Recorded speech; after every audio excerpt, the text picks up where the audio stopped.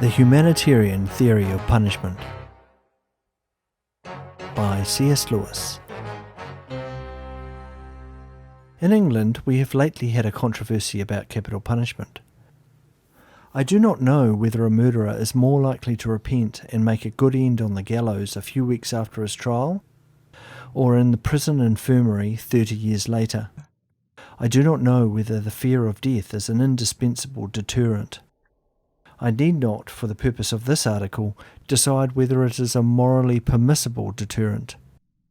Those are questions which I propose to leave untouched.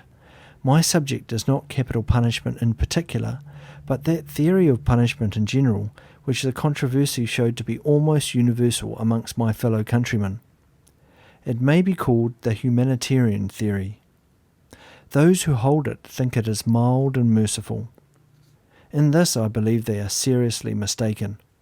I believe that the humanity which it claims is a dangerous illusion, and disguises the possibility of cruelty and injustice without end. I urge a return to the traditional or retributive theory, not solely, not even primarily in the interests of society, but in the interests of the criminal. According to the humanitarian theory, to punish a man because he deserves it, and as much as he deserves, is mere revenge, and therefore barbarous and immoral. It is maintained that the only legitimate motives for punishing are the desire to deter others by example, or to mend the criminal. When this theory is combined, as frequently happens, with the belief that all crime is more or less pathological, the idea of mending tails off into that of healing or curing, and punishment becomes therapeutic. Thus it appears at first sight that we have passed from the harsh and self-righteous notion of giving the wicked their deserts to the charitable and enlightened one of tending the psychologically sick. What could be more amiable? One little point which is taken for granted in this theory needs, however, to be made explicit. The things done to the criminal, even if they are called cures, will be just as compulsory as they were in the old days when we called them punishments. If a tendency to steal can be cured by psychotherapy, the thief will, no doubt, be forced to undergo the treatment. Otherwise society cannot continue. My contention is that this doctrine, merciful though it appears, really means that each one of us, from the moment he breaks the law, is deprived of the rights of a human being. The reason is this. The humanitarian theory removes from punishment the concept of desert, but the concept of desert is the only connecting link between punishment and justice. It is only as deserved or undeserved that a sentence can be just or unjust. I do not here contend that the question, is it deserved, is the only one we can reasonably ask about a punishment. We may very properly ask whether it is likely to deter others and to reform the criminal. But neither of these last two questions is a question about justice. There is no sense in talking about a just deterrent or a just cure. We demand of a deterrent not whether it is just, but whether it will deter. We demand of a cure not whether it is just, but whether it succeeds. Thus, when we cease to consider what the criminal deserves and consider only what will cure him or deter others, we have tacitly removed him from the sphere of justice altogether. Instead of a person, a subject of rights, we now have a mere object, a patient, a case. The distinction will become clearer if we ask who will be qualified to determine sentences when sentences are no longer held to derive their propriety from the criminal's deservings. On the old view, the problem of fixing the right sentence was a moral problem. Accordingly, the judge who did it was a person trained in jurisprudence. Trained, that is, in the science which deals with rights and duties, and which, in origin at least, was consciously accepting guidance from the law of nature and from Scripture. We must admit that in the actual penal code of most countries, at most times, these high originals were so much modified by local custom, class interest, and utilitarian concessions as to be very imperfectly recognizable. But the code was never in principle, and not always in fact, beyond the control of the conscience of the society. And when, say in 18th century England, actual punishments conflicted too violently with the moral sense of the community, juries refused to convict, and reform was finally brought about. This is possible because, as long as we are thinking in terms of desert, the propriety of the penal code, being a moral question, is a question on which every man has the right to an opinion, not because he follows this or that profession, but because he is simply a man, a rational animal enjoying the natural light. But this is all changed when we drop the concept of desert. The only two questions we may ask about a punishment is whether it deters and whether it cures. But these are not questions on which anyone is entitled to have an opinion simply because he is a man. He is not entitled to an opinion, even if, in addition to being a man, he should also happen to be a jurist, a Christian, and a moral theologian. For they are not questions about principle, but about matter of fact. And as such, quiquam in sua arte credendum.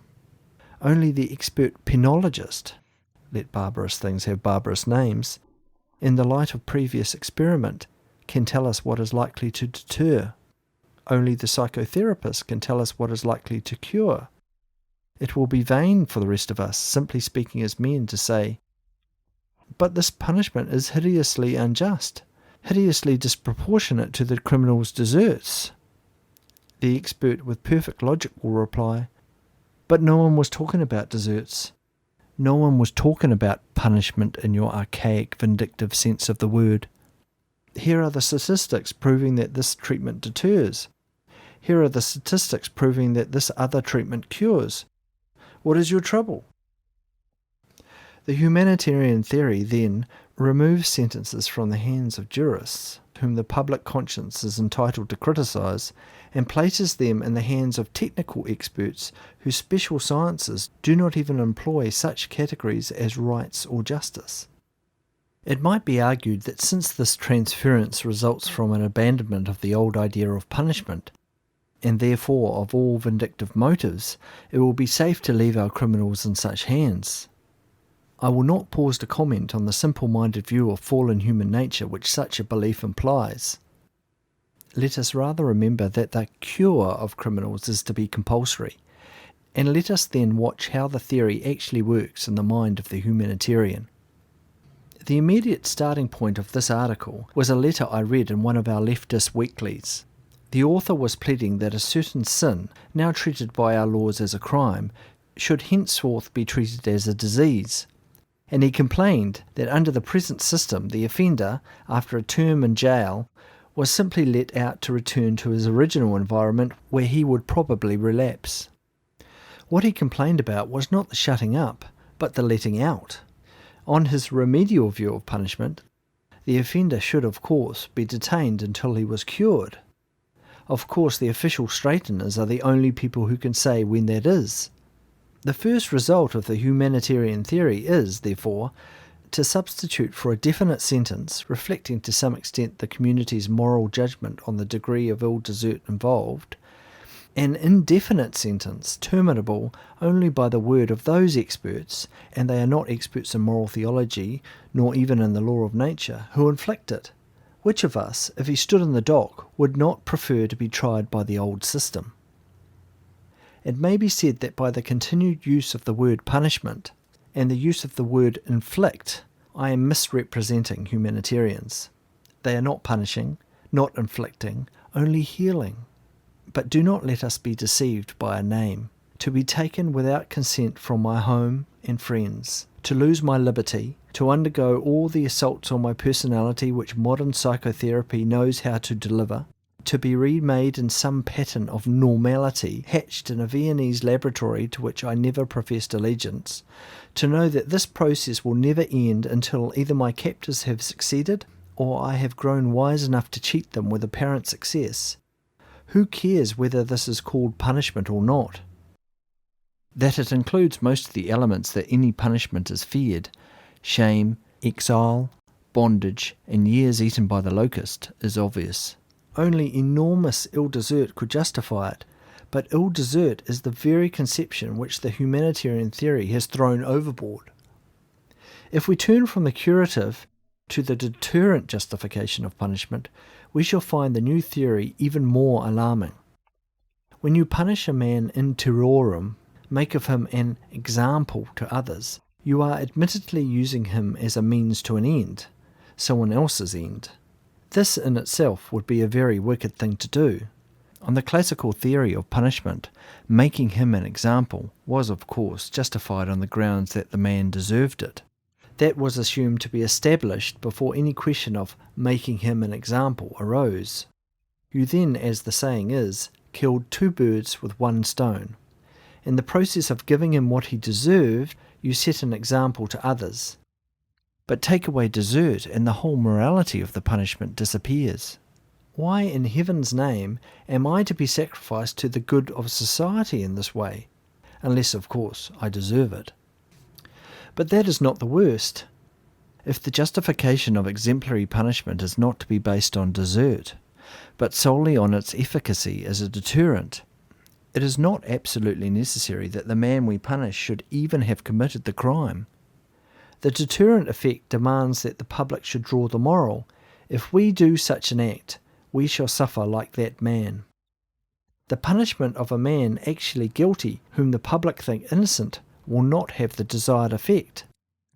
The punishment of a man actually innocent will, provided the public think him guilty. But every modern state has powers which make it easy to fake a trial. When a victim is urgently needed for exemplary purposes, and a guilty victim cannot be found, all the purposes of deterrence will be equally served by the punishment, call it cure if you prefer, of an innocent victim, provided the public can be cheated into thinking him guilty.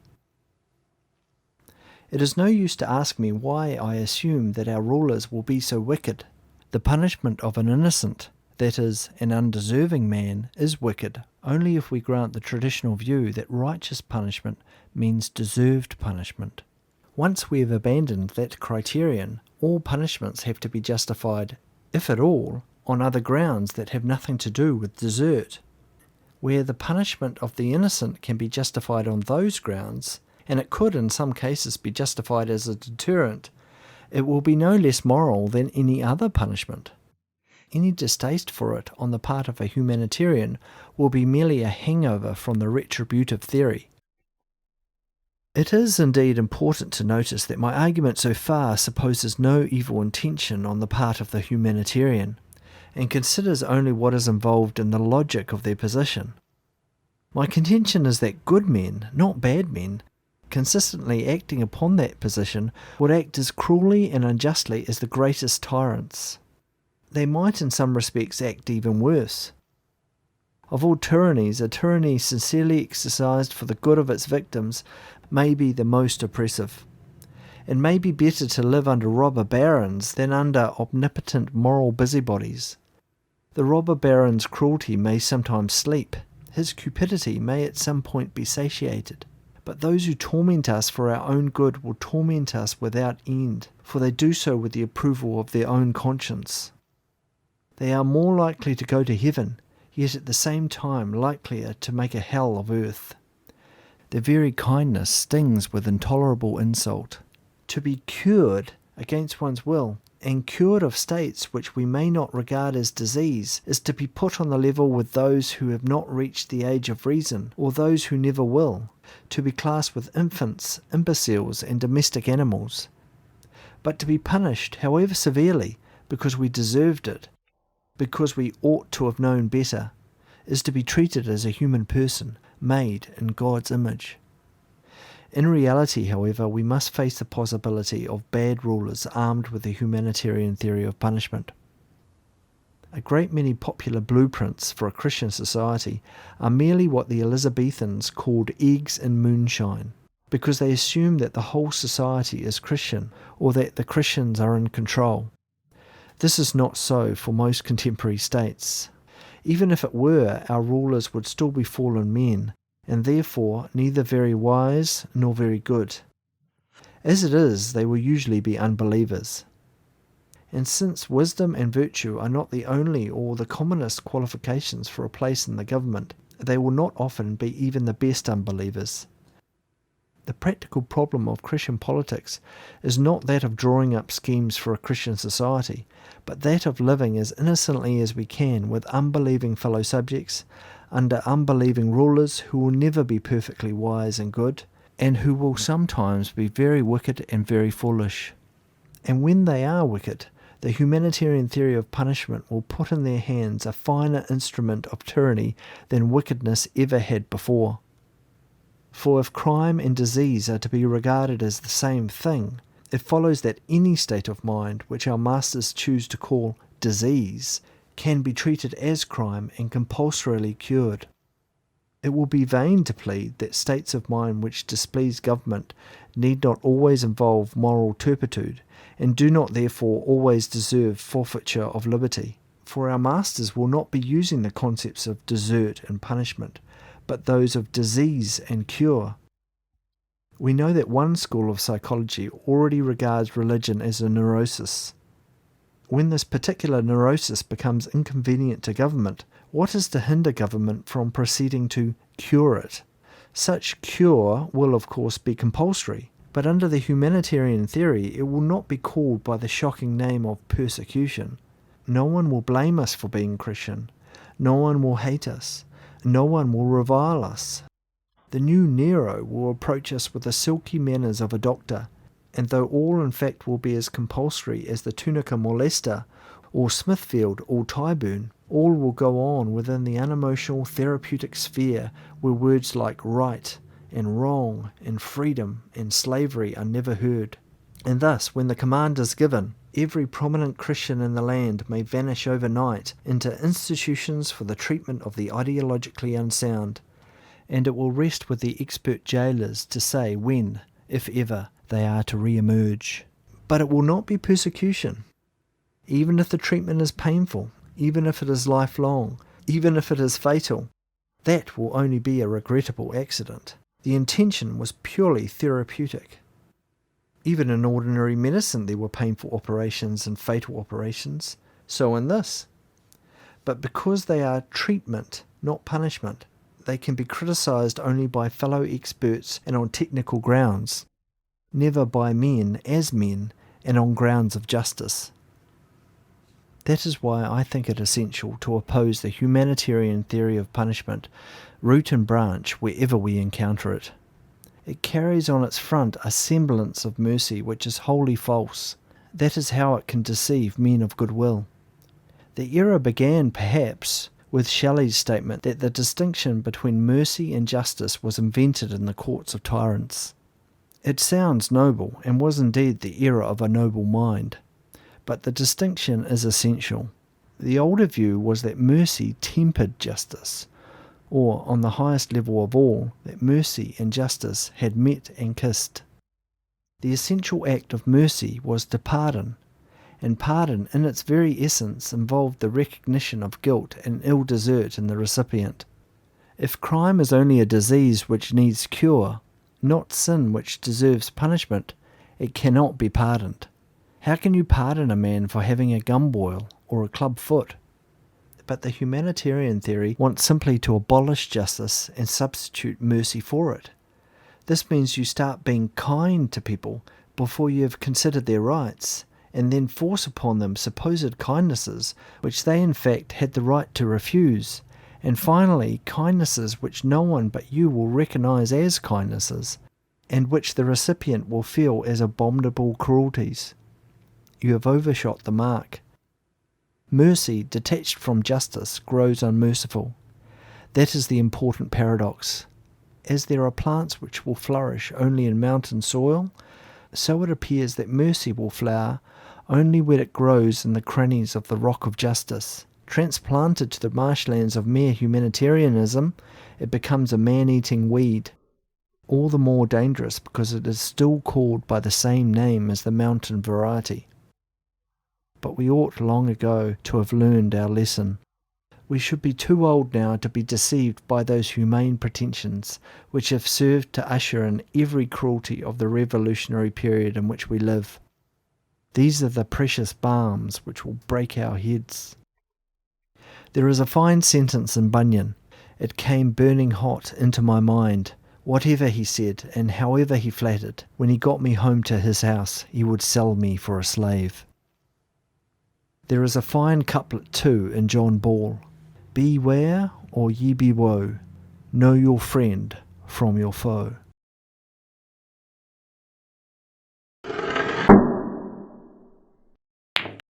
One last word.